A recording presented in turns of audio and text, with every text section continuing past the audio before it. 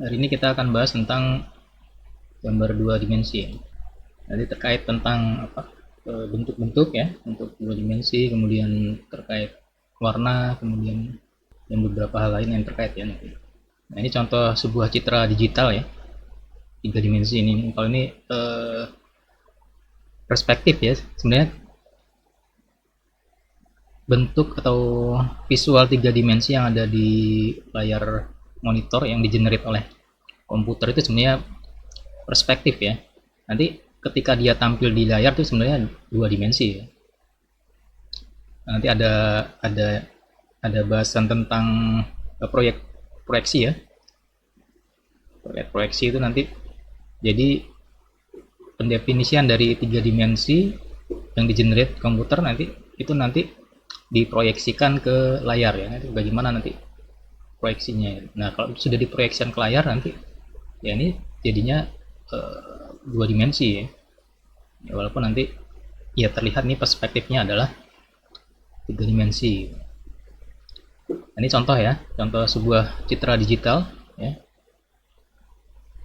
Nah, seperti kita tahu ya, kalau citra digital itu terdiri dari pixel ya.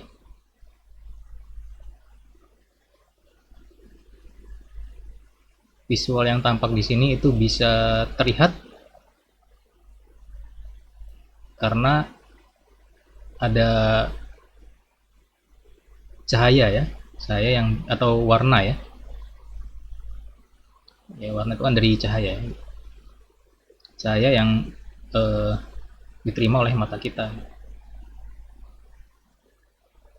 Nah, nanti bagaimana sebuah citra itu dibentuk, kemudian terkait tentang warna ya, bagaimana warna itu ini ya, itu akan kita bahas nanti. Nah, jadi dalam citra digital itu kita punya setidaknya tiga komponen ya, atau tiga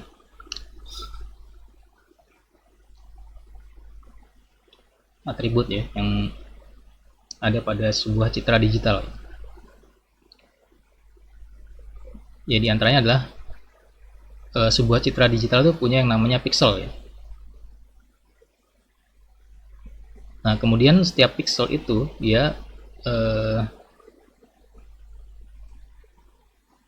menempati suatu koordinat tertentu ya. Jadi ada koordinatnya. Kemudian ya pixel terkait dengan warna nanti. Nah, ini tiga komponen yang terkait citra digital.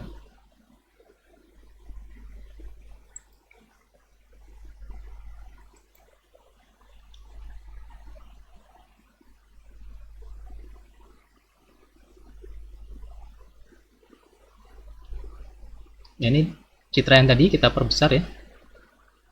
Seperti yang sudah kita ketahui ya, sebuah citra digital itu terdiri dari sekumpulan pixel ya. Nah, kalau gambar ini kita perbesar lagi, nah tadi potongan gambar yang kita ambil tadi ya, bagiannya yang kita perbesar, ya nanti akan tampak titik-titik pixelnya ya. Seperti kemarin sudah saya tunjukkan yang di video untuk teknologi grafika kemarin ya. Ketika layar monitor itu diperbesar ya, kita zoom tampilannya, nanti akan terlihat pixelnya. Kemudian pixel itu terdiri dari, dia memiliki koordinat ya, kolom, baris, kemudian dia memiliki warna ya. Jadi setiap pixel itu dia punya koordinat posisinya ya, di kolom dan baris yang mana ya. Kemudian dia punya warna.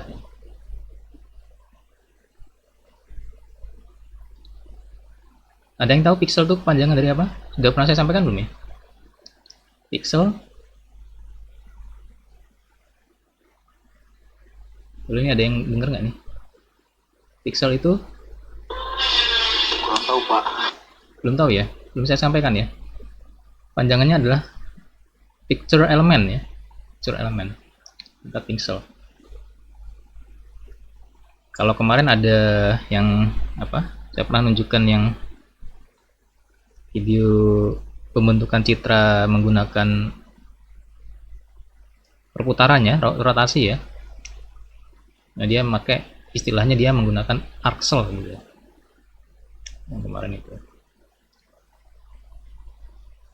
Ya, jadi pixel ini panjangan dari singkatan dari picture element. Kemudian pixel ini sebenarnya bukan bentuknya tidak kotak ya. Ini hanya penggambaran aja supaya kita mudah ya untuk memahami ya. Kemudian terkait pixel tadi ada sistem koordinat.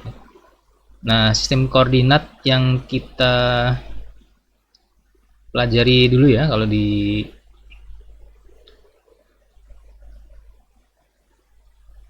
sekolah kan kita di teorinya kita belajar sistem koordinat tuh titik originnya di sini ya, di bawah sini ya, yang gambar sebelah kanan nih, titik 0,0 ya. Nah, di sini. Sementara kalau di monitor ya, ketika kita membuat mengaplikasikan sebuah program grafis citra digital di komputer gitu ya.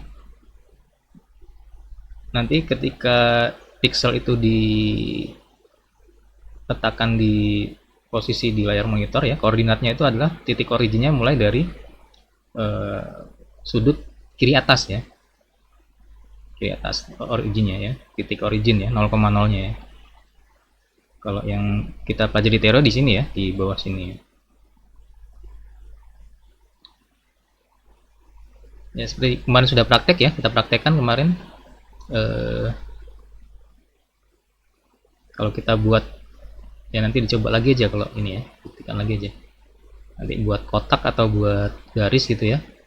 Nah, titik awalnya di mana gitu nanti coba digeser, nah nanti kan ketahuan misalkan 0,0 gitu ya, 0,0 sama 10,10 gitu misalkan. Nanti kan dia kan dari sini ya, dari sini gitu. Nah, harus dipahami itu ya supaya nanti nggak bingung ya.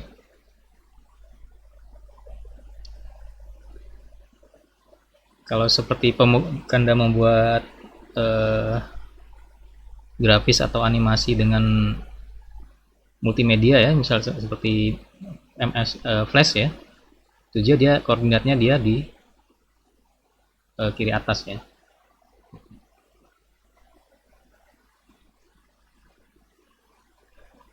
Cuma nanti kalau sudah menggunakan OpenGL atau WebGL ya, kalau WebGL itu nanti koordinatnya dia akan dibuat titik originnya di tengah gitu ya, titik originnya di tengah nanti ya sudah ada library khususnya dia untuk menentukan koordinatnya gitu. Nah nanti sumbu x y z nya gitu, itu titik originnya di tengah, kita bisa atur ya.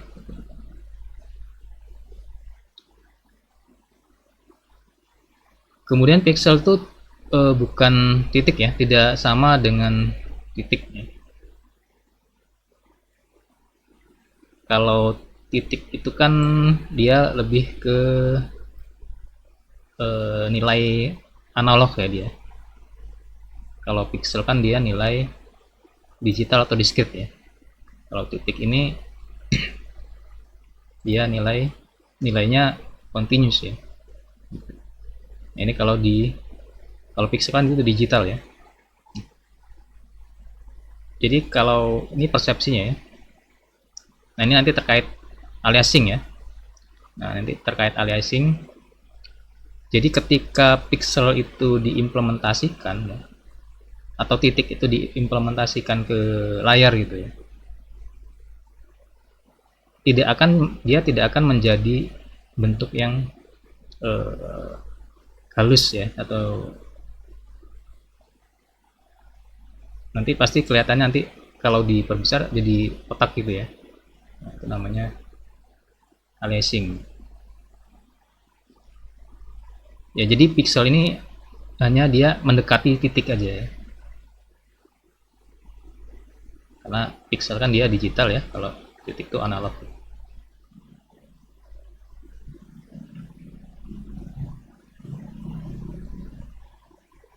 Ya, jadi kalau ada sebuah citra ya, sebuah citra kemudian disajikan dalam bentuk digital, ya itu hanya ya sebenarnya citra yang mendekati pendekatan ya, tidak ya tidak seperti citra nyatanya ya, citra real. Nah, ini terkait nilainya ya. Kalau pixel kan tadi digital ya, dia tipenya integer ya. Kalau titik kan analog ya, dia tipenya real ya, atau nilai continuous ya. Kalau ini nilai discrete. So,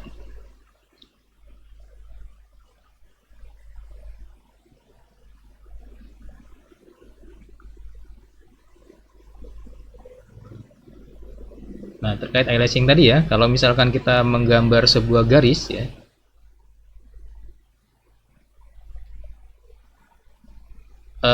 sebenarnya garis itu kalau di dunia nyata tuh tidak ini ya, tidak ada garis ya, atau kalau sebuah objek itu sebenarnya itu batasan ya, kan sebenarnya itu garis itu batasan antara perbedaan perbedaan warna ya, perbedaan warna dari satu eh, apa, satu benda ya, satu objek dengan objek yang lain gitu. Ya, sebenarnya garis itu sebenarnya alat bantu saja ya. Sebenarnya garis itu alat bantu untuk menentukan batas ya, batas antara satu objek dengan latar atau objek yang lain gitu. Ya, ya itu kalau kalau secara ininya ya, secara realnya ya. Jadi garis itu tidak memiliki ketebalan, tidak ya, sebenarnya nggak ada ya. Nah, tapi untuk membantu kita memvisualkan ya, untuk membantu kita memvisualkan secara digital citra tadi ya, kita perlu dibantu dengan garis.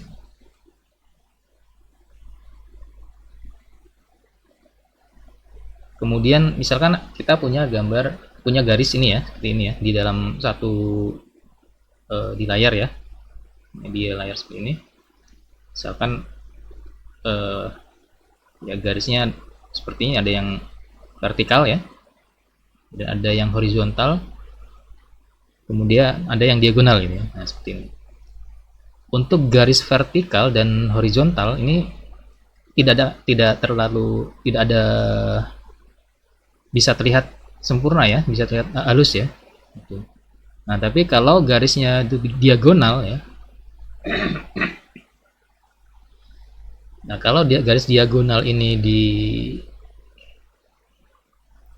ditampilkan dalam ke citra digital ya, dia akan menjadi atau ada efek jagged ini ya, jagged seperti ini ya, seperti tangga gitu ya. Jadi tidak, kalau diagonal ya akan terlihat ya efek jagged gini. Nah, ini bisa diperhalus ya gambarnya dengan menggunakan namanya istilahnya anti aliasing ya. Ya. Jadi aliasing tadi ya itu tadi ya, efek tampilan ketika garis itu disajikan secara diagonal gitu ya. Garis disajikan secara diagonal, dia akan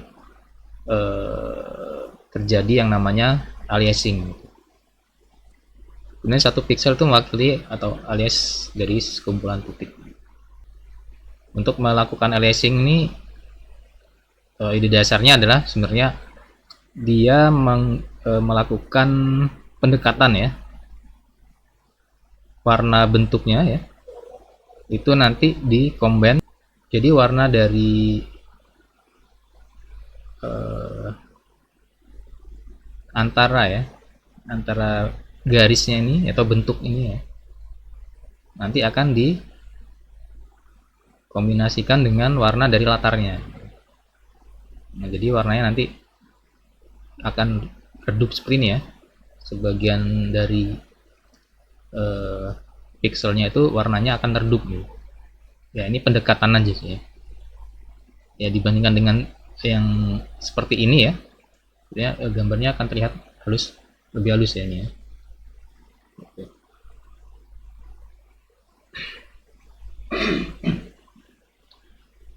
Nah kemudian dalam citra digital itu ada yang namanya resolusi ya, resolusi.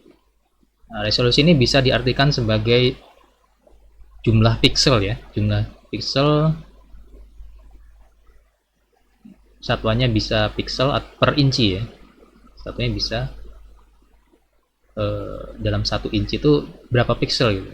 Nah, itu bisa diartikan seperti itu ya, jumlah pixel dalam 1 inci.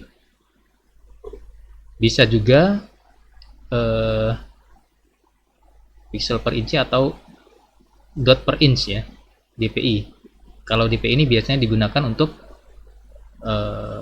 ketika kita mencetak ya, cetak di printer misalkan ya, ini biasanya menggunakan DPI. Kalau pixel per inch ini ya dekat tampil di layar ya.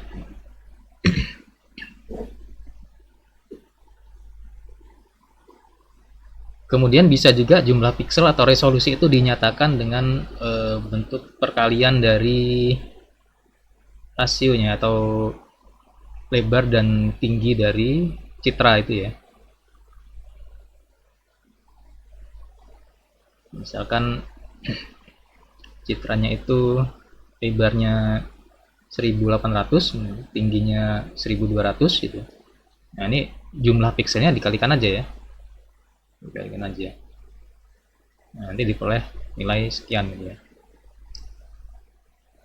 Nah, untuk mempermudah atau mempersingkat gitu digunakan satuan megapiksel gitu jumlah, misalkan dalam jutaan ya, dalam jutaan disingkat menjadi MP ya atau megapiksel.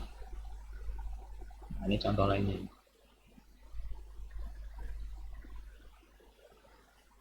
Nah terkait resolusi juga ada yang istilah lain yang disebut sebagai aspek rasio ya.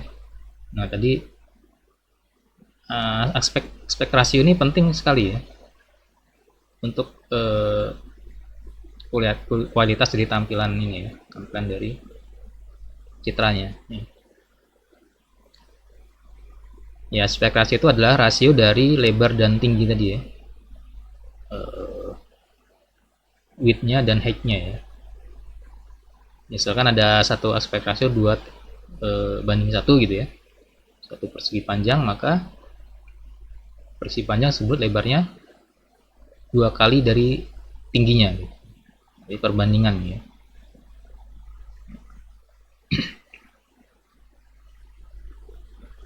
Atau misalkan 4:3 gitu ya, jadi dia lebarnya 4/3 kali tingginya.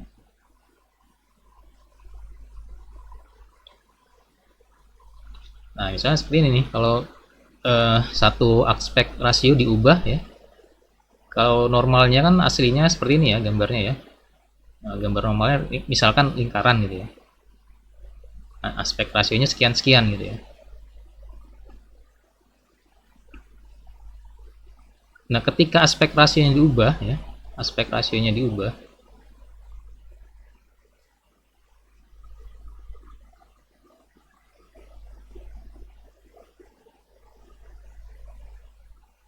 dimana misalkan yang ini ya, baiknya di lebih besar ya, jadi kalau misalkan ini 2x2 misalkan gitu ya, 2x2, kemudian yang di sini dia adalah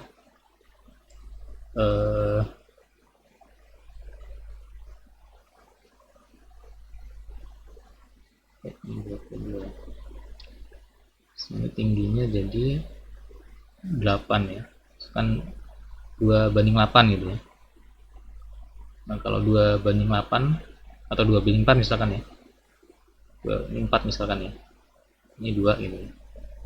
Nah di sini berarti 1,5 ya, 1:2 ya, 1:2 ya. Di sini misalkan 1 berarti ya, 2:2 1 di sini. Sekarang 1 gitu ya. Di sini 1 ini 1 2 gitu ya. Nah berarti kan yang ini lebih, rasionya lebih besar ya, ini lebih dari ini ya. Nah jadi dia akan tampilnya vertikal gitu ya, gepeng ke atas gitu ya. Nah, kemudian kalau ya kebalikannya, kalau lebih kecil dia diubah yang di ini, width-nya diperbesar ya, width-nya diperbesar, akan jadi 1:2 gitu.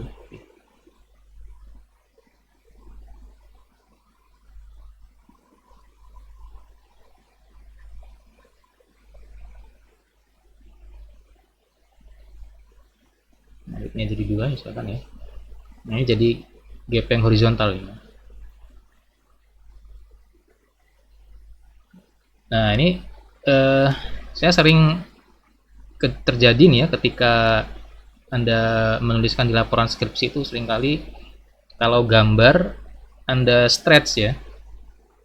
Nah, itu akan mengubah kualitas tampilan. Kalau di stretch atau ditarik ya, diperbesar atau diperkecil gitu, jangan mengubah aspek rasionya ya. Ya. Di laporan-laporan skripsi itu sering saya lihat ya. Di laporan skripsi kalau gambar itu seringkali diubah aspek rasionya ya. Nah, itu buruk sekali ya. Saya jadi nggak bagus kelihatannya ya. Jadi bisa gepeng atau ke atas atau ke bawah, horizontal atau vertikal gitu. Sebaiknya kalau gambar digital itu diperbesar atau diperkecil ya, tetap dipertahankan untuk aspek rasionya gitu, ya. Nah berikutnya ini tentang warna ya. Nah seperti kita tahu ya, warna dalam sebuah citra digital itu dia terdiri dari 3 warna utama ya, atau 3 warna dasar ya.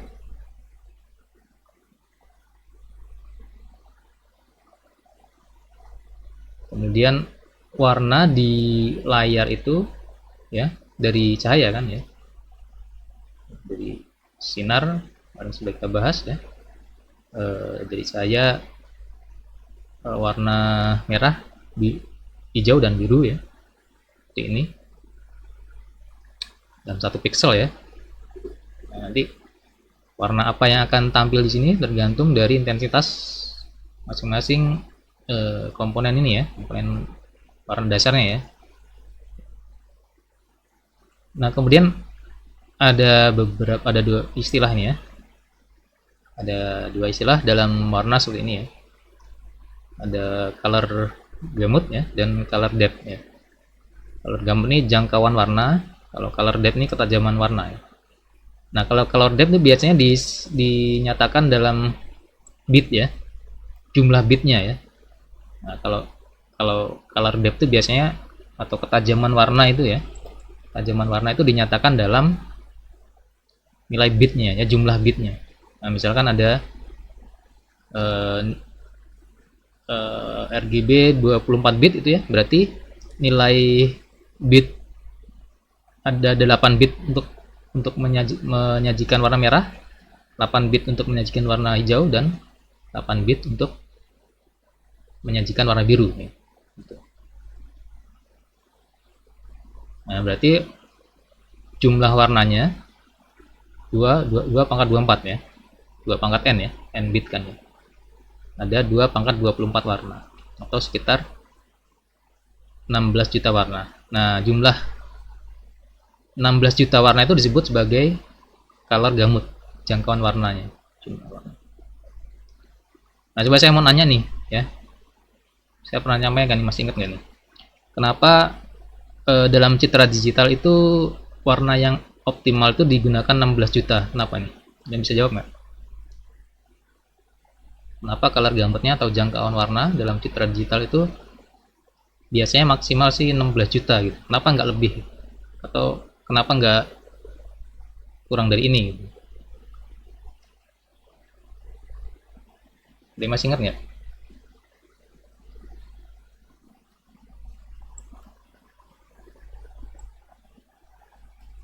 Halo, ada yang dengar nggak nih?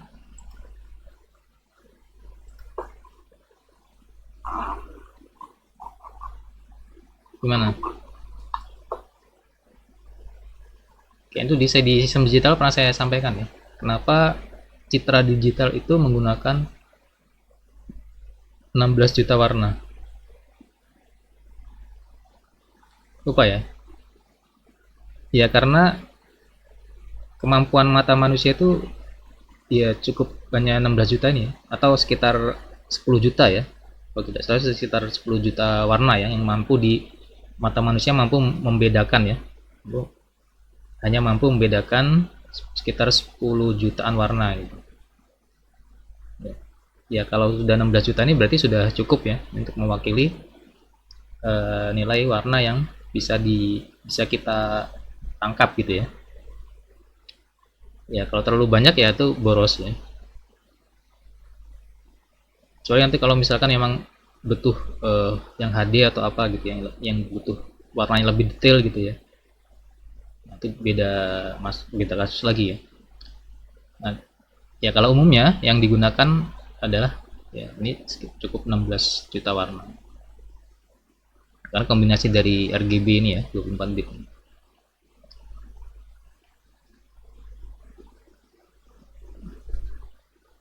Nah, warna yang dihasilkan tadi ya, warna yang dihasilkan oleh pixel itu adalah kombinasi dari intensitas masing-masing komponen warna primernya ya atau warna dasarnya. Misalnya kalau R-nya 93% gitu ya. Tapi nanti kalau itu dinyatakan ini dalam nilai ininya ya. Nilai bitnya ini ya. Nilai angka biasanya. Ini ya bisa biner, bisa desimal gitu ya. Bisa heksa juga. Contohnya dalam persen ya. Nah kalau R-nya sekian gitu ya, G-nya sekian, dan 3 ya, B-nya sekian. Nah ini berarti mendekati warna putih nih ya. Ya kalau 100% kan putih nih. Kalau satu semua ini ya, binernya jadi putih. Nah ini kalau ya sekian gitu ya, 35, 35, 16 gitu. Nah, ini mendekati apa nih, warna apa nih? Krem atau coklat gitu ya. Nah kemudian contoh lainnya nih misalkan R-nya 90, G-nya 90 ya. Warna kuning nih ya. Nah, berarti ini dominan R dan red dan green-nya ya. Jadi warna kuning. Nah, ini B-nya 0. Masukkan warna kuning seperti ini. Nah, ini contoh ya. Cetasan gitu.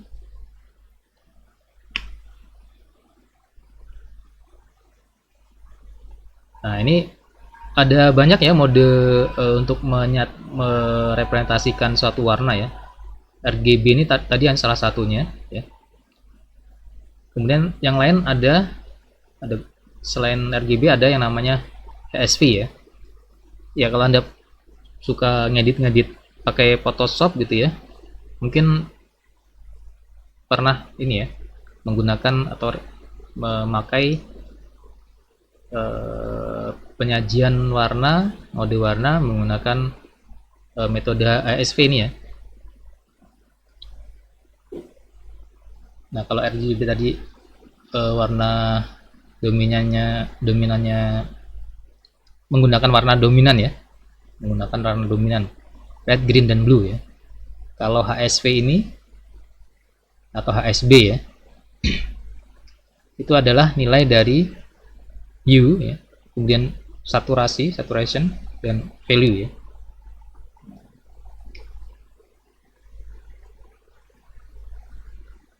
Kemudian kalau hue itu adalah warna dominannya ya. Dia punya nilai 0 sampai dengan 360 ya. Kemudian saturation itu adalah tingkat keabuannya ya. 0 ini nilainya 0 sampai dengan 1 ya. Ini bisa 0, sekian sampai dengan 1. Kemudian value ya, ini value ini brightness-nya ya, atau tingkat kecerahannya ya. Nah, ini sama, ini jangkau nilainya 0 sampai dengan 1.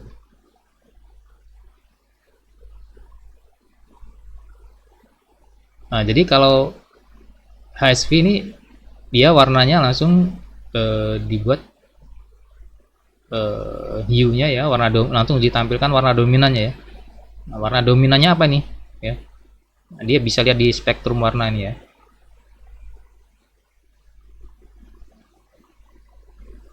Merah, kuning, hijau ya, biru, dan seterusnya ya.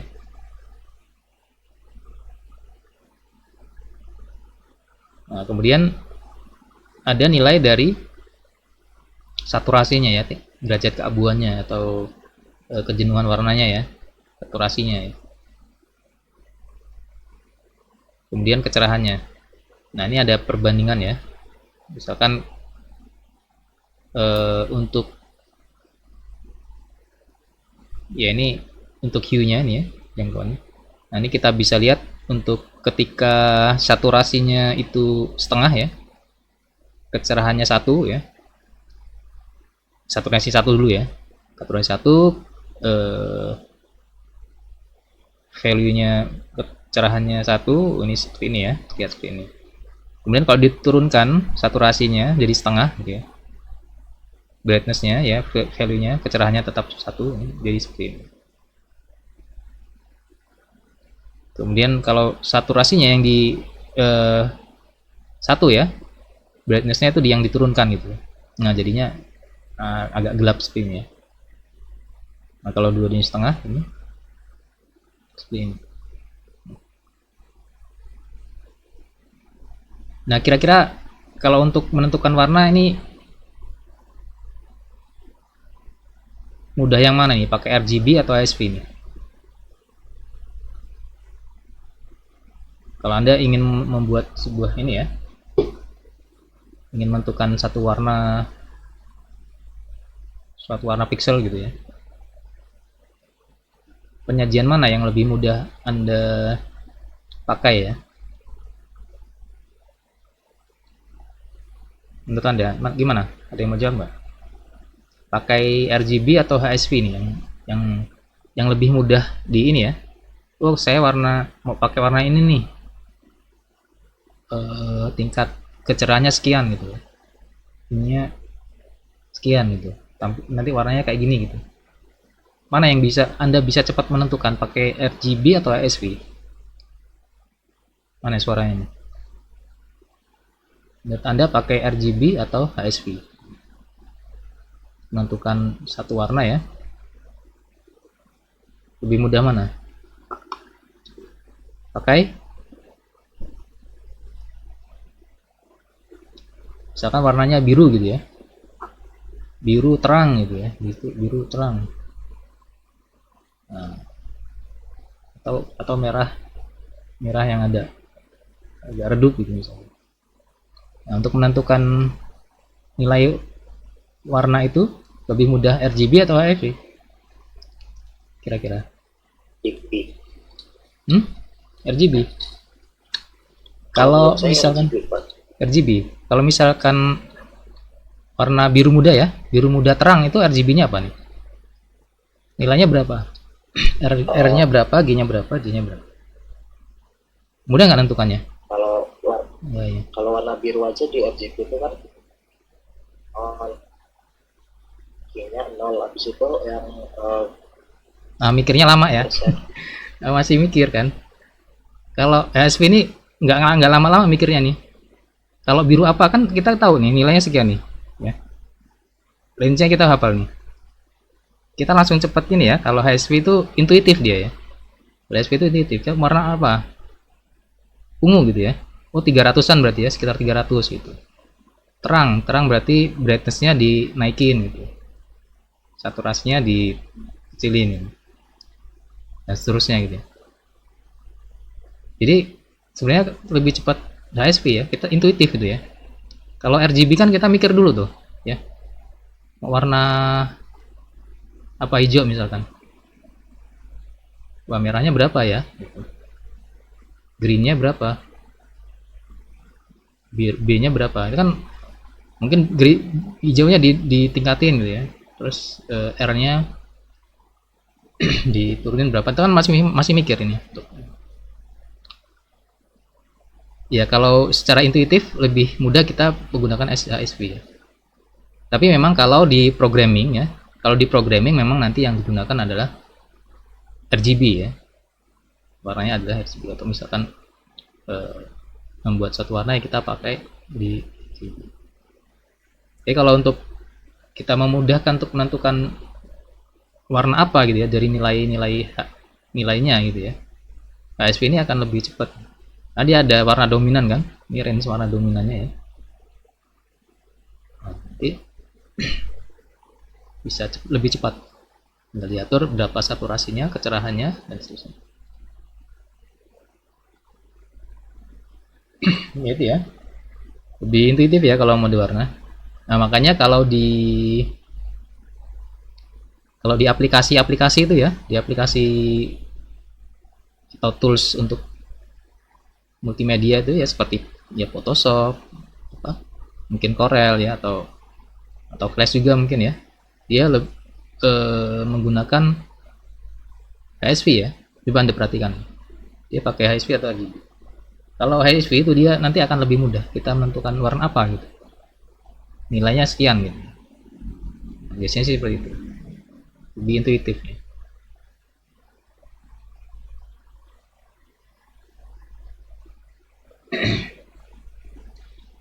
Nah kemudian, nah di sini bisa ditambahkan komponen alpha ya, kalau untuk di RGB ya, atau HSP juga bisa ditambahkan di situ. 8 bit untuk nilai alpha, ini digunakan untuk transparasi ya. Ya kalau tidak menggunakan nilai alpha ya untuk transparasi, misalkan ada dua objek atau dua pixel yang saling bertindih gitu ya, atau berhimpit ya, yang saling tumpang tindih gitu, misalkan ada dua pixel A dan B ini gitu ya, yang B ini menutup pixel A gitu. Kalau tidak ada komponen alpha, kita tidak bisa membuat untuk transparasi, untuk nilai transparasi. Nah nilai yang di tengah ini ya ketutup nih, nilai antara yang pixel A dan pixel B ini, yang pixel A yang tertutup ini tertutup B. Nah ini tidak bisa disajikan untuk transparasinya. Kalau misalkan kita ingin membuat agar suatu pixel itu dia bisa nilainya transparan ya, untuk objek yang atau nilai yang di belakangnya, latar di belakangnya gitu, kita bisa tambahkan 8 bit ya komponen nilai alpha ya. Nah jadi biasanya kalau nanti warnanya 32 bit ya, nah biasanya 8 bitnya itu digunakan untuk nilai alpha atau untuk transparasinya. Nah contohnya di bawahnya nih ya, ketika nilai pixel B itu menutupi pixel A ya. Nah nanti nilai dari pixel A dan B itu dikombinasikan ya. Nah, pakai rumusnya seperti ini ya. Nilai alfanya ya itu dikalikan dengan warna untuk yang di depan ya, B-nya ya, warna B-nya, kemudian ditambah dengan 1 min alpha dikali dengan warna pixel yang di belakangnya atau pixel A-nya.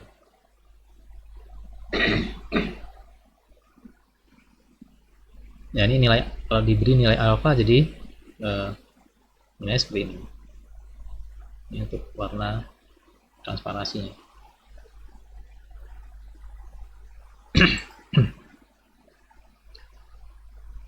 Nah, kalau untuk warna di media cetak ya, untuk printer ya, itu berbeda ya, berbeda eh, metodenya ya untuk menyajikan warnanya ya. Karena kalau di monitor kan tuh dia warna itu dari cahaya ya.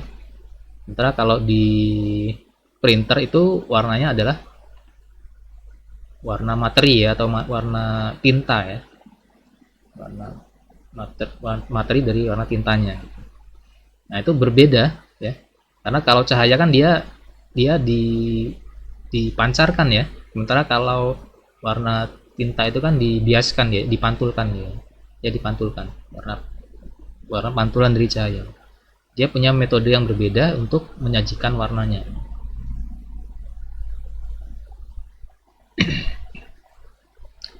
Nah, ini pernah kita bahas di sistem digital ya, konversi dari warna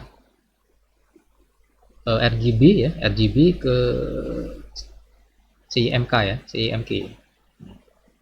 Yaitu nanti pakai subtraktif ya, pengurangan ya. Jadi sebenarnya kan warna RGB itu dia bisa pengurangan dari cyan, yellow, dan magenta. Kalau K itu kan black ya. Kalau black, ketika dia black ya berarti nilainya kan 0 semua ya. RGB-nya sih 0 semua. Atau kalau pita putih itu nanti 1 semua. Itu pakai ini ya, pengurangan atau irisan ya, subtraktif. Untuk konversi warna dari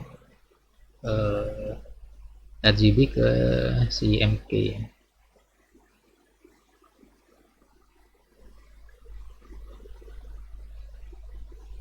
Nah, ini ya. Mode yang lain lagi ya. Ya, ada yang XYZ ya. Kemudian LAB ini ya. Ini contoh metode lain ya untuk menyajikan suatu warna gitu. Ya, kalau yang kita pakai nanti di programming pakai RGB ya. Nah, kemudian RGB ini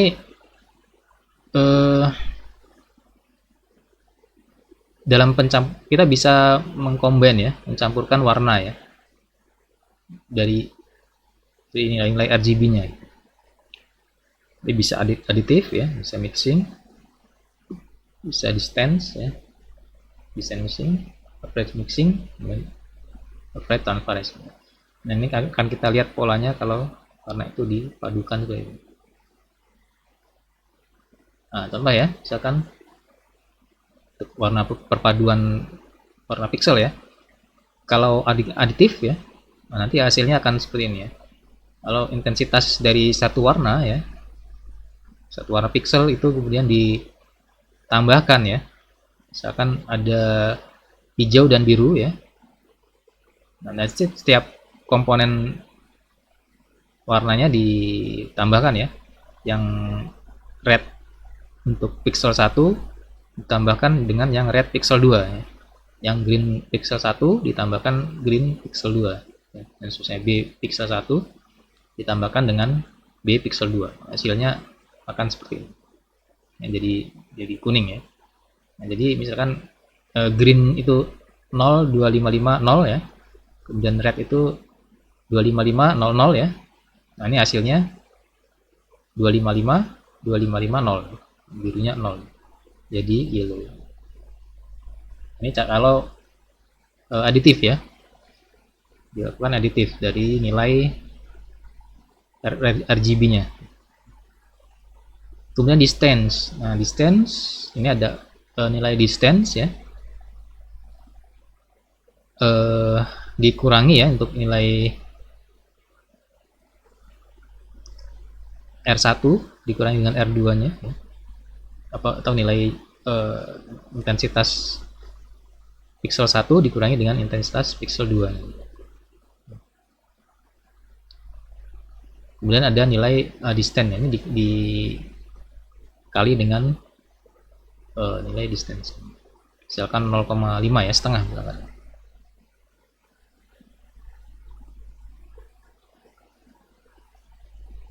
Nah, ini selisihnya ya. Selisihnya dicari selisih. Misalkan yang nilai green seperti ini ya. Rednya ini dikurangin yang rednya, dicari selisihnya ya. 0 dikurang 255 diabsolutkan ya. Jadi 255 dikali setengah. Jadi 127. Ini juga jadi 127 0. Nah, ini warnanya jadi ini warnanya seperti ini ya. Ini apa warna namanya, belum nggak tahu namanya ya.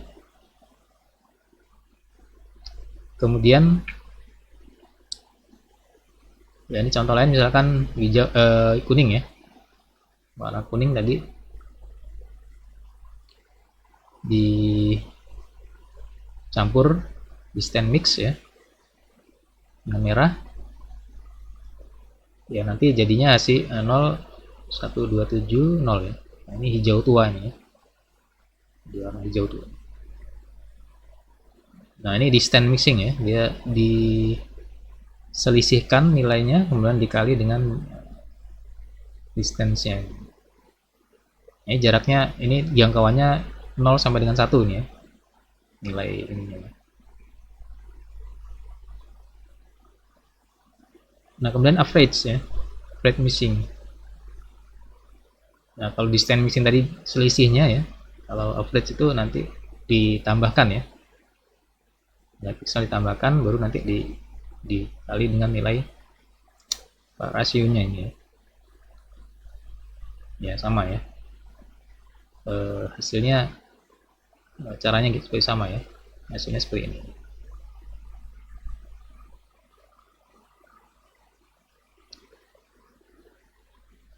Nah, kemudian average transparansi. Nah, ini dicari, jadi ada nilai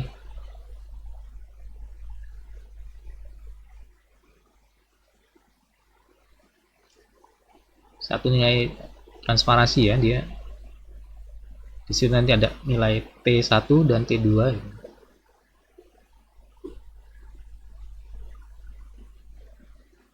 Ini untuk menentukan dominasi ya, dominasi mana yang dominan ya, mana yang akan nilai T1 dan T2 nya nih ya. Kalau semakin besar ya nilainya 1 ya, misalkan sian ini ya, berarti nanti dia yang nilai 2 ya, yang sian ini yang dominan ya. Kalau T nya itu dia dominan atau 1 ya, dia dominan ya. Ya sebaliknya kalau dia mendekati 0 gitu ya, T nya ya nanti dia ya terlihat seperti di belakangnya gitu ya. Nanti di sini nilai dominasinya yang mana nih? Apakah dia mendekati sian ya, atau mendekati yang kuning gitu ya? Itu tergantung dari nilai T-nya ini.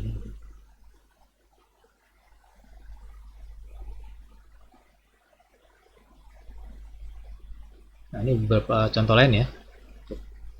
Rate transparansi ya, kita bisa coba-coba nilai. Nah, kalau misalkan satunya seperempatnya gitu. Nah, ini 0,75, 2/3 nya ya. Nah, hasilnya ini ya, yang atas ini ya. Ini kan masih dominan yang sian ya. Kemudian kalau nah ini yang ini ya, yang kedua ini yang ini lebih dominan yang kuningnya ya, yang yellow ya. Nah di sini ya ini yang yellownya 1 nih ya, nilai transparansinya 1. Nah, dia lebih dominan.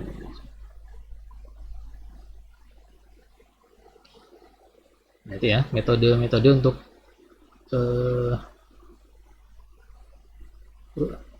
kalau kita ingin mencampurkan warna 2 pixel gitu ya, atau 2 objek gitu ya, yang saling berhimpit atau bertumpang tindih gitu ya. Nah, kita nanti ya bisa kira-kira mana yang cocok gitu ya, kita mau warnanya tuh di apakan gitu. tinggal dipilih aja nanti mana metode yang sesuai dengan kebutuhannya.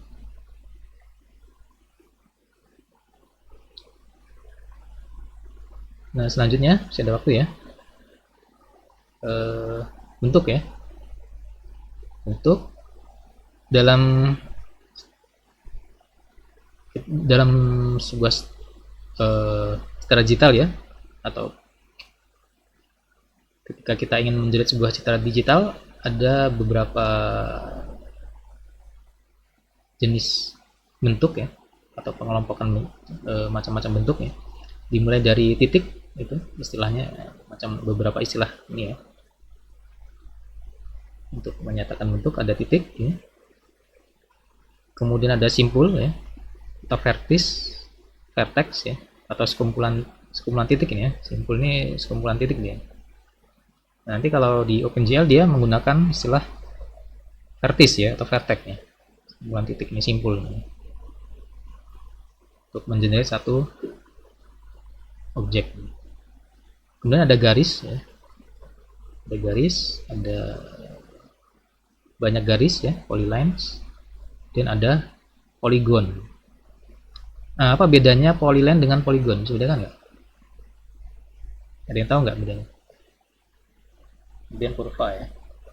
Apa bedanya polylines dengan poligon? Ada yang mau jawab nggak? Polyline dengan poligon. Halo? Ada yang mau jawab ini? Mana suaranya ini?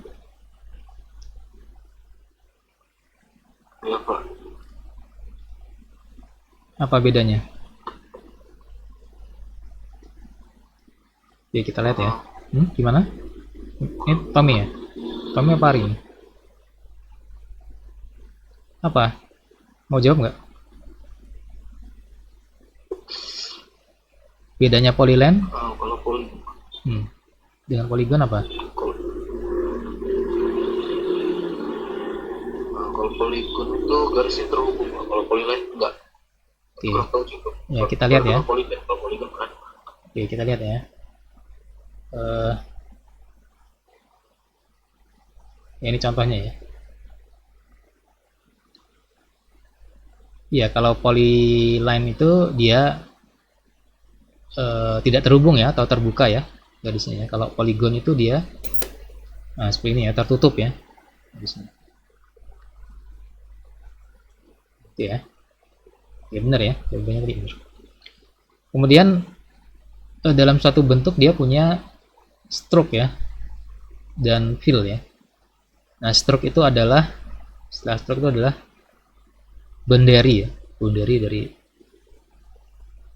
boundary-nya ya, atau batasan ya, atau garisnya itu ya, stroke. Kemudian ada fill ya, atau float fill ya. Nah, fill itu adalah yang di dalam boundary tadi ya, di dalam boundary.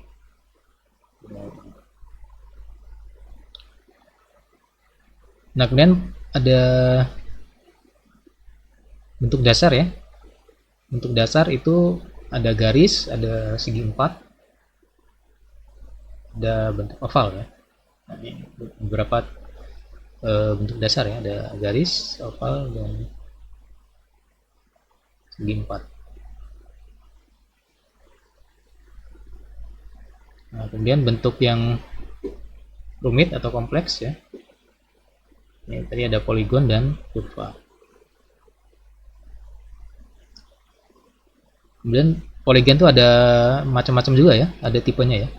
Ada yang regular ya, poligon yang biasa gitu. Kemudian equiangular ya. Kemudian cyclic.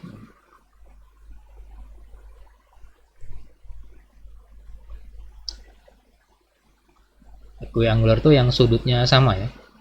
Poligon yang sudutnya sama. Dan cyclic. Ada yang convex, konkav ya. Ada yang simple dan non simple ya, poligon. Dan contoh-contohnya.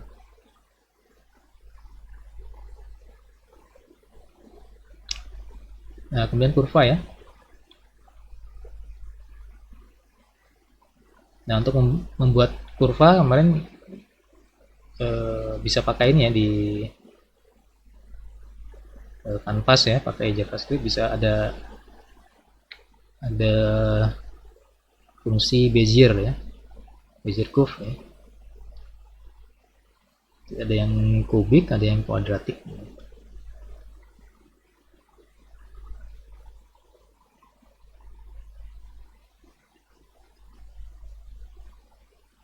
Ya, ini Bezier curve dia mengadopsi dari teorinya Bernstein polinomial ya. Jadi nilai polinomial dia nanti bisa dicoba-coba di praktikum ya, untuk buat kurva pakai fungsi Bezier. Nah, mungkin kalau ini kita bahas khusus ya. Kemarin sudah tentang algoritma Bresenham sudah ya. Nanti coba kita, ini khusus ya, pembahasan khusus tentang kurva ya, pembentukan kurva. Nah, ini kalau membuat sebuah poligon di perbandingan ya antara perintah OpenGL dengan perintah JavaScript di Canvas ya, JavaScript ya. OpenGL atau WebGL ya. Nah, kalau di OpenGL tuh kita harus, karena nanti ini OpenGL tuh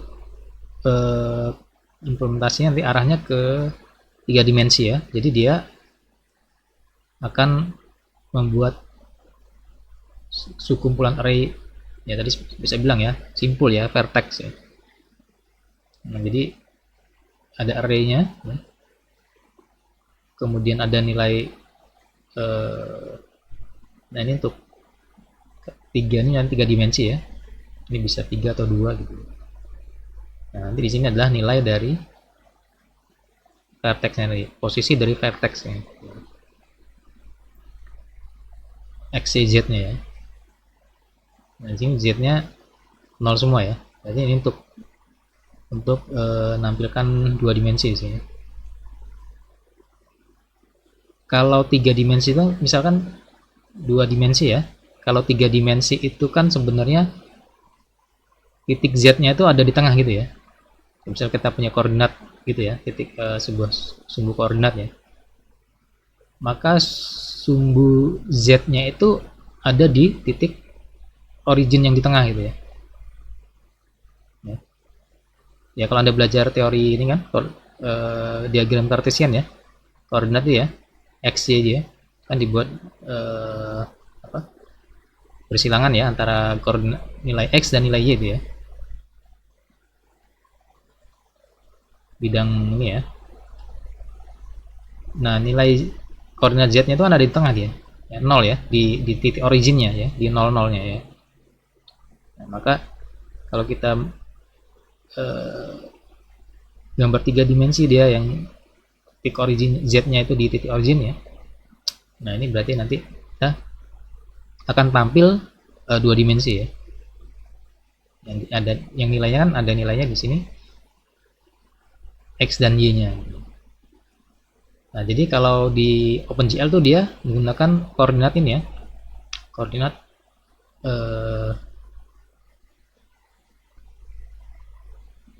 yang nilai yang sumbu-sumbunya itu saling ada sumbu x ya.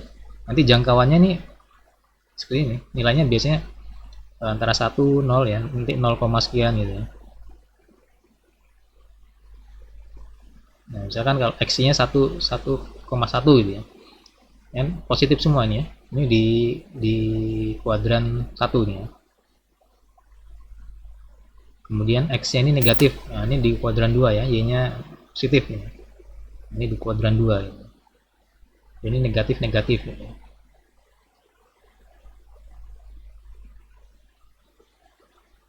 Yang satu, yang satu.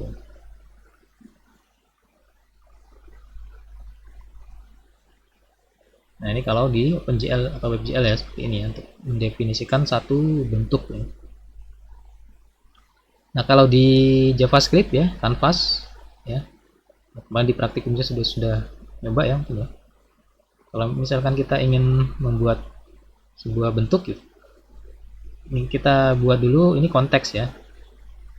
Nah ini kan kita buat konteksnya dulu di situ. Nah nanti dia bisa dipanggil di kanvasnya seperti ini ya. Mulai dari begin pad dulu. Kemudian kita tentukan titik awalnya ya. Titik awalnya di mana? Misalkan 1,3. Nah ini pakai koordinat layar tadi ya. Ini pakai koordinat layar. Ya beda dengan yang OpenGL. Ini pakai koordinat layar yang originnya di 0,0 di atas. Nah dan seterusnya. Line to, move to ya. Pertama move to. Nanti kan buatin dulu. Dan seterusnya. Kemudian line to sekian, line to sekian. Kemudian close pad. Nah ini masih ada yang kurang nih ya. Nanti kalau cuman kayak gini aja nanti nggak akan tampil ya. Nanti perlu ada perintah stroke ya. Nah, udah ada perintah stroke baru nanti akan tampil dari sini. Nah, nanti coba-coba aja ya. Buat ini ya. Nah ini perintah stroke ya. Kemudian perintah fill ya. Perintah pad. Nanti silakan dicoba di praktikum ya perintah ini. Nah kemudian dalam OpenGL atau WebGL itu ada istilah namanya geometric primitive ya. Ada 10 macam ya. Mulai dari points ya, kemudian lines ya, kemudian strip ya, kemudian line loop, dan seterusnya ya. Nah, kalau di OpenGL kalau mau membuat sebuah objek 3 dimensi ya, itu sebenarnya kumpulan dari istilahnya, ada istilah namanya apa namanya? Jadi dikombinasikan dari segitiga gitu ya. Tessellation ya, tessellasi. Nanti silakan dicari aja tessellation atau tessellasi. Tessellation itu dia seperti mozaik ya. Kalau mozaik itu kan nggak beraturan gitu ya. Kalau tessellation itu dia ada satu bentuk misalkan segitiga gitu ya, disambung-sambung seperti itu ya. Nah, sambung-sambung jadi bentuk 3 dimensi. Ya bisa 2 dimensi atau 3 dimensi. Itu namanya tessellation gitu. Tessellasi. Jadi objek 3 dimensi dari WebGL gitu atau OpenGL dia gabungan dari ini. Ya kapan-kapan nanti kalau di bahasan itu kita lihat contohnya ya. Mungkin cukup ini dulu ya untuk materi komputer hari ini.